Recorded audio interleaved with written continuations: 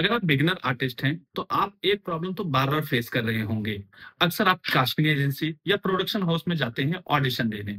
Audition देने के बाद आपको कहा क्या जाता है, ठीक है आप जाइए, हम आपको कॉल करते हैं। उसके बाद आपको कॉल आता नहीं है। फिर आप काफी डिसअपॉइंट हो जाते हैं।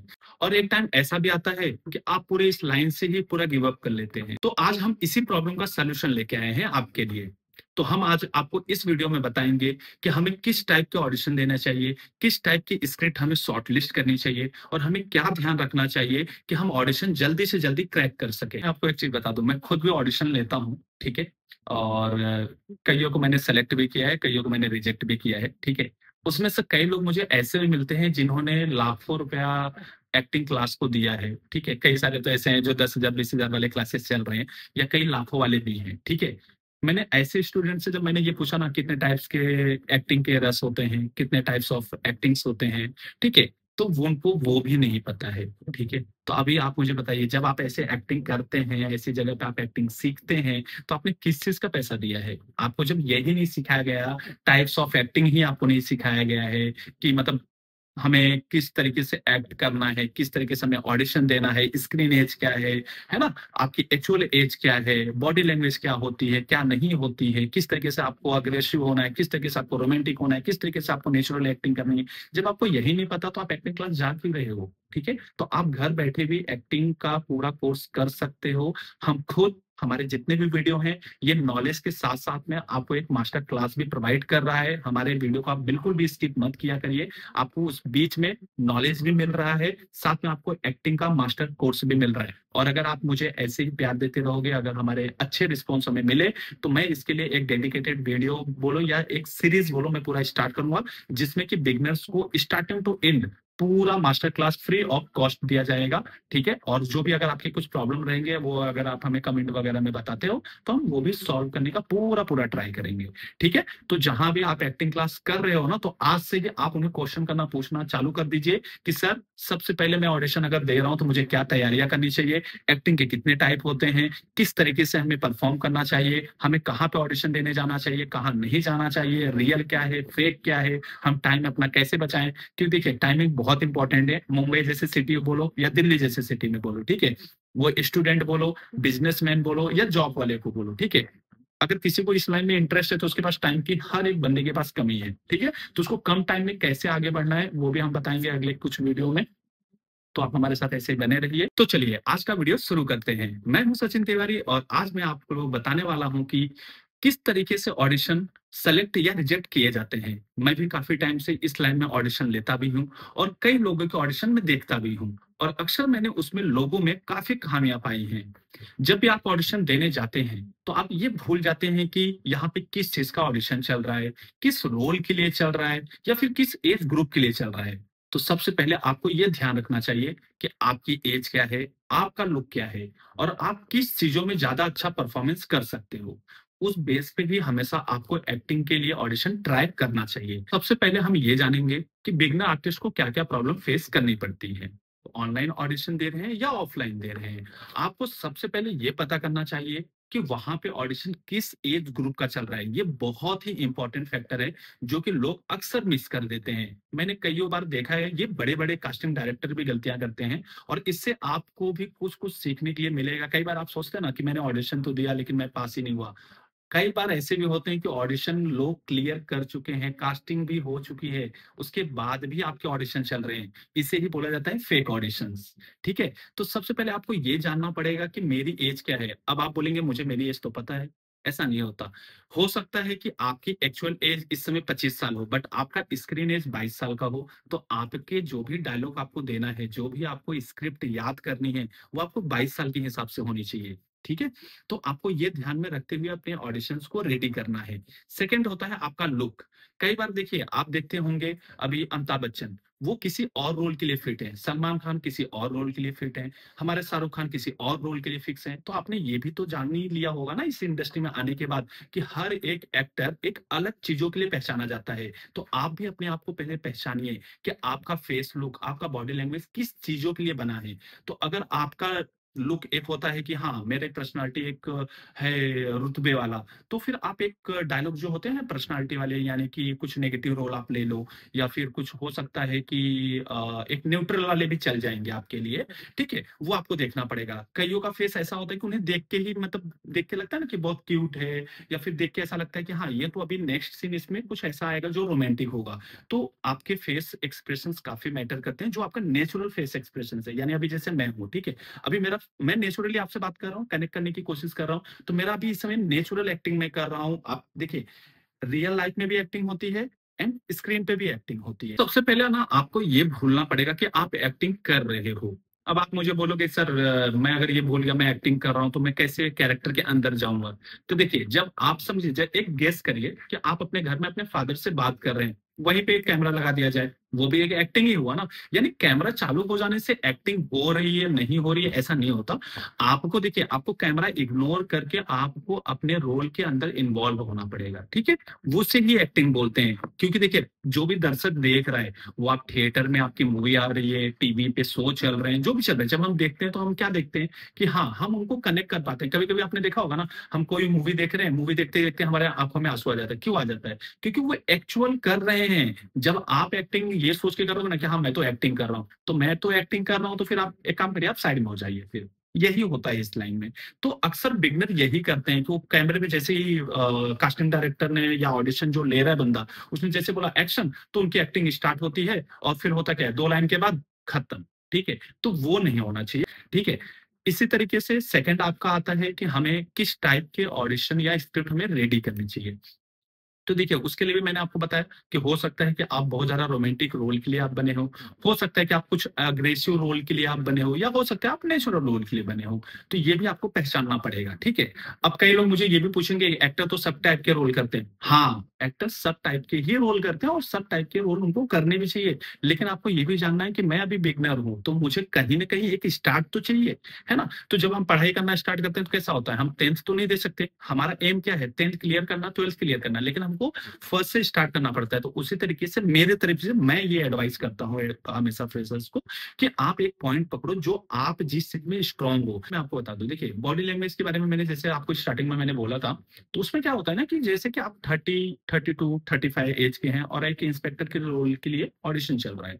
अब आपको स्क्रिप्ट तो आ गया, अब यहाँ भी देखिए एक चीज ध्यान देने की जरूरत है। जब आपने प्रोफाइल शेयर किया था, तो उसमें आपका बॉडी टाइप्स जो है, ठीक है, वो चीज भी दिख जाती है। तो उसके हिसाब से देखिए, पुलिस के रोल के लिए क्या इंपॉर्टेंट है, थोड़ी हाइटेड आप होने चाहिए।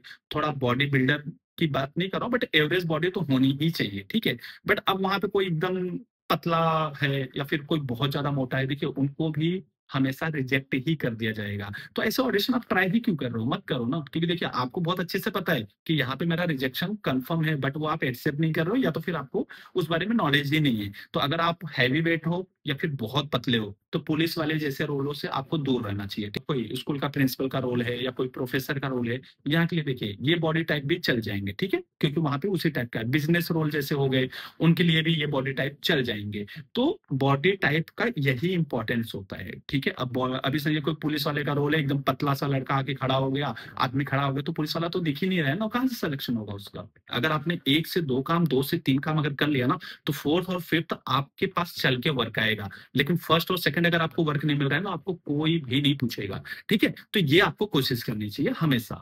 एक्टिंग में 9 टाइप्स के रस होते हैं, ठीक है, अलग अलग फॉर्म के एक्टिंग्स होते हैं 9 टाइप के। अब उसमें क्या है कि जब भी आप ऑडिशन देने जा रहे हैं, तो अब 9 के 9 तो हम दे नहीं सकते हो सकता है या तो वो आपको स्क्रिप्ट देगा, या फिर वो सामने वाला आपको क्या बोलता है कि आप एक काम करिए, अपना सेल्फ इंट्रोडक्शन या सेल्फ ऑडिशन दे दो। कोशिश करिए कि जिस टाइप का रोल के लिए ऑडिशन चल रहा है उसी टाइप का आप दीजिए, ठीक है।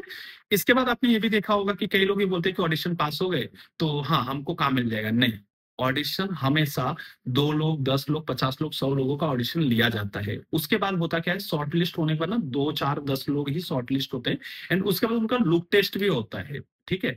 तो लुक टेस्ट में भी काफी लोग फेल हो जाते हैं। उसका रीजन यही है, मैंने जैसे फर्स्ट क्या बोला कि आपको हमेशा स्टार्टिंग में अपने एक्सप्रेशंस पे, आपके बॉडी लैंग्वेज पे, एंड उसके बाद आपके स्क्रिप्ट पे भी आपको ध्यान रखना चाहिए। तो अगर आपने फर्स्ट में ही आपने अपने रोल के, अपने बॉडी लैंग्वेज के हिसाब से, अपने फेस एक्सप्रेशंस के हिसाब से, आपके नेचर के हिसाब से अगर आपने रोल अपने सेलेक्ट किए हैं, तो ऑलरेडी वहां पे समझे ना कि 50 में से आप पहले ही अलग हो चुके हो। ठीक है, तो वहां पे आपके सिलेक्शंस के जो चांसेस होंगे वो थोड़े से बढ़ जाते हैं। ये नहीं बोलूंगा कि सेलेक्ट हो जाओगे, बट हाँ थोड़े बढ़ जाएंगे।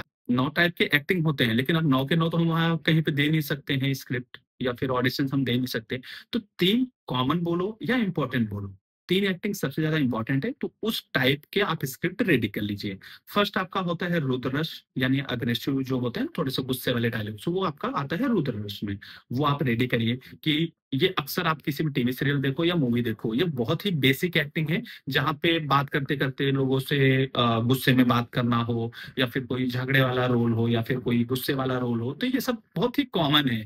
तो ये अक्सर कहीं ना कहीं ऑडिशन इसका चल ही रहा होता है। तो ये टाइप का आप एक स्क्रिप्ट जरूर याद करो, जो कि बहुत ही कॉमन है और बहुत ही इंपॉर्टेंट भी है। दूसरा होता है सिंगार रस। सिंगार रस क्या होता है? रोमांटिक। ठीक है, आपने देखा होगा कि हर एक, ये भी बहुत ही कॉमन, आपको हर एक मूवी में बोलो, टीवी सीरियल्स में बोलो, या वेब सीरीज में बोलो, बहुत ही कॉमन है ये भी। ठीक है, और बहुत ही इंपॉर्टेंट है। जितना देखिए, तीनों जो मैं आपको बता रहा हूँ ना इसके अंदर, ये तीनों इंपॉर्टेंट भी है और तीनों कॉमन भी है। तो मतलब इसको आपको इंपॉर्टेंस के साथ में ध्यान देना पड़ेगा, और इसको तीनों को उसी हिसाब से रेडी करना पड़ेगा। ठीक है, तो सिंगार रस में क्या है कि आपका रोमांटिक है, तो आप अपने आप को एक स्क्रिप्ट ऐसा भी रेडी करो अपने लिए जो रोमांटिक में भी अपने आप को आप दिखा सको, अपना परफॉर्मेंस दिखा सको। शांत रस, अब शांत रस क्या है ना, नेचुरली, अभी जैसे मैं आपसे बात करूं तो नेचुरली मैं बात करूं, इसमें मैंने कहीं भी गुस्सा दिखाया नहीं, मैं कहीं रोमांटिक हुआ नहीं। तो ये शांत रस क्या होता है कि बेसिकली किसी भी टीवी सीरियल बोलो, मूवी बोलो, वेब सीरीज बोलो, तो सबसे ज्यादा कॉमन जो यूज क्या होता है, शांत रस हमेशा चल रहा होता है, उसी के बीच बीच में कहीं अग्रेसिव आता है, कहीं पे सिंगार रस आता है। तो ये सारी चीजें उसके अंदर चलता रहता है। बाकी कॉमन आपका सबसे ज्यादा शांत रस होता है। तो आप एक स्क्रिप्ट शांत रस के हिसाब से रेडी करिए, यानी नेचुरल एक्टिंग। दूसरा आप सिंगार रस के हिसाब से आप रेडी करिए, जो आपके रोमांटिक है। तीसरा आपका रुद्र है, ठीक है, जो अग्रेसिव रहता है। ठीक है, ये 3 टाइप के अगर आपने अच्छी स्क्रिप्ट रेडी कर ली सेल्फ में, ठीक है, और इसी हिसाब से जब आप ऑडिशन देने जा रहे हो, अगर आपने सेल्फ रेडी की बट वहां पे आपको दे दिया गया, तो आप पहले देखिए इस स्क्रिप्ट को कि ये किस रस का है, यानी किस टाइप की एक्टिंग इसके अंदर है, पहले वो समझो, उसको पढ़ो, एंड समझने के बाद उसको परफॉर्म करने का ट्राई करिए। ठीक है, एंड उस रोल के अंदर उतरने का ट्राई करिए। तो अक्सर मैं ये चीजें मैं आपको बोल सकता हूँ, लिख के दे सकता हूँ कि 100% आप सेलेक्ट होने के पूरे पूरे चांस आपके बन जाते हैं। ठीक है, अब मैं इसलिए नहीं बोल रहा हूँ कि आप पक्का पास ही हो जाओगे, क्योंकि देखिए आपके कंपटीशन में और भी लोग हैं, तो हो सकता है उनके भी चांस बन जाए। लेकिन हाँ, ये है कि जहां पे अभी तक आपको रिजल्ट 0 था, वहां कुछ ना कुछ आपके परसेंटेज बढ़ेंगे। एक बार मुझे कुछ एक्सपीरियंस लोग भी बोलते हैं कि सर मैं यहाँ पे गया था ऑडिशन देने के लिए, और मुझे पता चल गया कि ये फेक है, तो मैंने ऑडिशन दिया ही नहीं। अभी आप बिजनेस से बोलोगे कि ऐसा होता है, हाँ ऐसा होता है। ठीक है, क्योंकि देखिए, जो भी कास्टिंग एजेंसियां होती है ना, उन्हें जो बड़े प्रोडक्शन हाउस है एक बजट पास करती है कि आप इतने दिन का ऑडिशन चला रहे हो, तो हम आपको एक बजट दे रहे हैं। ठीक है, तो उनको वो एक्सपेंसेस दिखाना है कि मेरे यहाँ पे इतने लोग ने ऑडिशन दिया, मेरे इतने एक्सपेंस खर्चे हुए हैं, तो उसके लिए उनको फेक ऑडिशन दिखाने पड़ते हैं। ठीक है, तो अब उनकी भी गलती नहीं है, उनको अपना पेट पालने के लिए तो करना ही पड़ेगा। ठीक है, अब वहां पे बात रही आपकी, ठीक है, कि आपका टाइम वेस्ट हो रहा है। देखिए, अगर आप बिगनर है तो आपका कुछ टाइम वेस्ट नहीं हो रहा है, उल्टा आपकी प्रैक्टिस हो रही है, तो प्लीज आप वहां भी दे सकते हो। फेक मतलब कि आपको बस पैसा कहीं नहीं भरना है, इस बात का हमेशा आप ध्यान रखिए। ऑडिशन का कोई भी चार्ज कहीं नहीं होता, आप एजेंसी जाओ, प्रोडक्शन हाउस जाओ, या कहीं भी जाओ, आपको ऑडिशन के लिए 1 रुपया भी कहीं पे नहीं किया जाता है। ठीक है, तो इस बात का हमेशा आप ध्यान रखिए। ठीक है, जब भी आपको स्क्रिप्ट दी जाती है, ठीक है, तो स्क्रिप्ट जब दी जाती है ना, तो वहां पे भी मुझे लगता है कि 50% तो आप गेस कर सकते हो कि ये रियल या फेक है। ठीक है, क्योंकि देखिए, आप सबसे पहले करते क्या हो, अगर आप ऑनलाइन ऑडिशन दे रहे हो तो अपनी प्रोफाइल पहले भेजोगे। प्रोफाइल में क्या आता है, आपका name, age, height, city name, and आपका 2-4 फोटो। ठीक है, तो उस चीज से कास्टिंग डायरेक्टर को तो पता चल गया है ना कि आपकी एक्चुअल एज क्या है। ठीक है, आपकी स्क्रीन एज क्या है, आपके फोटो से वो भी पता चल गया है। तो जब वो आपको स्क्रिप्ट भेज रहे हैं तो उसी हिसाब से होना चाहिए, राइट। तो कई बार मैंने ये भी देखा है कि बच्चा, अभी समझे 14 साल 15 साल का लड़का हो या लड़की हो, बच्चे ही हुए है ना, ठीक है, उनको स्क्रिप्ट 25 साल वाला भेज दिया, मतलब रोमांटिक। ठीक है, अब मुझे बताइए 15 साल 16 साल का बच्चा जो है, उसकी स्क्रीन एज भी एक्चुअल वही है, 14-15 साल वाला है, क्या रोमांटिक उससे करवाओगे आप, है ना। तो अक्सर ये चीजों को आपको देखना चाहिए, समझना चाहिए कि अगर ऐसी स्क्रिप्ट आपके पास आ रही है ना, 100% मैं लिख के देता हूँ कि ये कास्टिंग डायरेक्टर फेक होने के पूरे पूरे चांस है। ठीक है, क्योंकि देखिए, इतनी बड़ी गलती कास्टिंग डायरेक्टर कभी नहीं करेगा। एक्टिंग लाइन है, जितना भी पूरा बॉलीवुड जो है ये कोई मतलब बोलते हैं ना, एक्टिंग कोई भी मैजिक नहीं है, ठीक है। इसको जितना अच्छा आप प्रैक्टिस करोगे, जितना अच्छा परफॉर्म करोगे, उतना ही अच्छा इसका रिजल्ट आपको मिलेगा। और मोस्ट इंपॉर्टेंट देखिए, कुछ कुछ लोगों को है ना माइथो सीरियल्स में या हिस्टोरिकल सीरियल्स वगैरह में काम करने का बहुत इंटरेस्ट होता है, ठीक है। अब कई लोग ये भी बहुत बड़ी गलती कर देते हैं कि जब वो ऑनलाइन ऑडिशन दे रहे हो या ऑफलाइन में, दोनों के लिए ही बात कर रहा हूँ, स्टार्टिंग से एंड तक दोनों ऑडिशंस के बारे में बात चल रही है।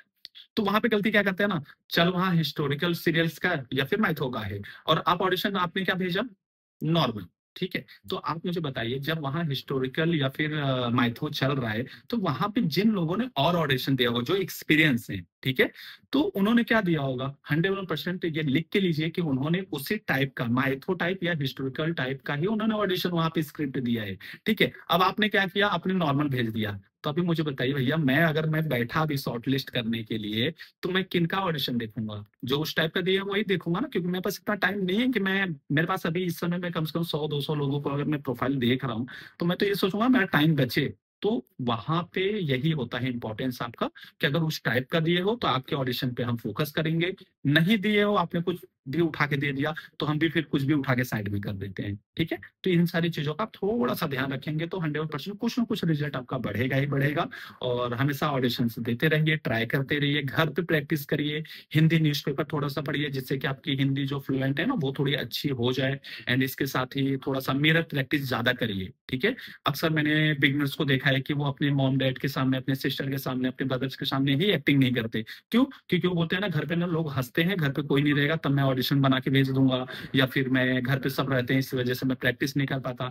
अभी आप मुझे बताइए, सबसे ज्यादा आप उन्हीं के बीच में रहे और आज उन्हीं से आप शर्मा रहे हो एक्टिंग करने के लिए, तो आप 100-200 लोगों के बीच में कैसे एक्टिंग करोगे, है ना? तो सबसे पहले एक्टर बनने के लिए आपको बेशरम होना पड़ेगा। बेशरम का मतलब है कि आप अपने माँ बाप के सामने, अपनी बहन के सामने, अपने भाई के सामने आप खुल के एक्टिंग करिए, है ना? तो अगर आप घर में फ्री हो गए ना, तो बाहर तो फ्री हो ही जाएंगे, क्योंकि जब जो हमें जानते हैं अगर उन्होंने हमारी तारीफ करना चालू कर दी, तो लोग तो करेंगे ही करेंगे, क्योंकि इन्होंने तो हमें बचपन से देखा है, ठीक है। तो इन सारी चीजों का ध्यान रखें, और घर पे कभी शर्माइए मत, अपने फैमिली के सामने आप एक्टिंग प्लीज करिए, मिरर के सामने करिए। यहाँ पे अगर आप करोगे, अगर आपको कॉन्फिडेंस अपने घर में आ गया, मिरर पे आ गया, तो मैं लिख के देता हूँ, कोई भी कास्टिंग डायरेक्टर आपको रिजेक्ट नहीं कर सकता है, अगर आपने सही जगह पे और सही रोल के लिए अपने हिसाब से अगर आपने ऑडिशन दिया है तो, ठीक है। तो अगर आपको ये नॉलेज अच्छी लगी हो तो इस वीडियो को लाइक करो, कमेंट करो, और किस टॉपिक पे आपको और वीडियो चाहिए वो भी मुझे बताना। और नेक्स्ट टॉपिक हमारा रहने वाला है कि कितने टाइप के हमारी एक्टिंग होती है, जैसे मैंने आपको बताया 9 रस होते हैं, तो 9 रस के बारे में पूरा एक्सप्लेन करूंगा मैं आपको, और उसमें क्या क्या ध्यान रखना चाहिए वो भी मैं आपको एक्सप्लेन कर दूंगा। तो मिलते हैं हम अगले वीडियो में फिर से, हमारे चैनल्स पे बने रहने के लिए थैंक यू।